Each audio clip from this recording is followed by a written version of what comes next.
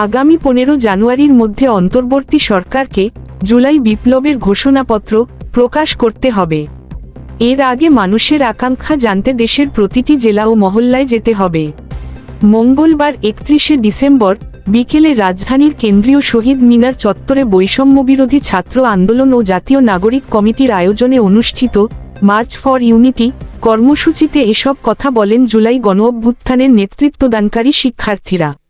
সমাবেশে বৈষম্যবিরোধী ছাত্র আন্দোলনের আহ্বায়ক হাসনাত আব্দুল্লাহ বলেন, এতদিন পর্যন্ত আমাদের এই জুলাই গণঅভ্যুত্থানের কোনো ঘোষণাপত্র ছিল না।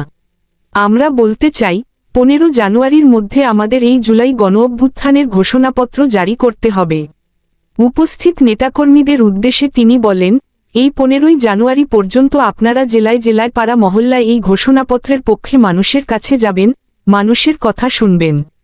তারা কি বলতে চায় সেই কথাগুলো উঠিয়ে নিয়ে আসবেন। হাসনাত আব্দুল্লাহ বলেন, আওয়ামী লীগের বিপক্ষে, মুজিববাদীদের বিপক্ষে, যারা এমন ফ্যাসিবাদী রাষ্ট্র কায়েম করেছে তাদের বিপক্ষে আমাদের এই লড়াই জারি থাকবে। বক্তব্যের শেষে তিনি বলেন, আপনাদের সঙ্গে আবার দেখা হবে 15 জানুয়ারিতে আমাদের ঘোষণাপত্র নিয়ে।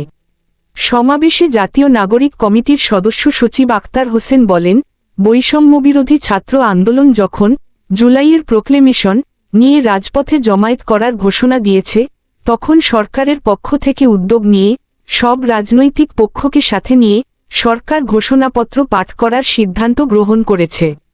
সরকারের এই সিদ্ধান্তকে বৈষম্যবিরোধী ছাত্র আন্দোলনের এক অন্যতম বিজয় হিসেবে উল্লেখ করে আক্তার হোসেন বলেন, আমরা সরকারের কাছে দাবি জানাতে চাই, অবিলম্বে জানুয়ারির 15 তারিখের মধ্যে এই জুলাইয়ের প্রোক্লেমেশন ঘোষণা করতে হবে।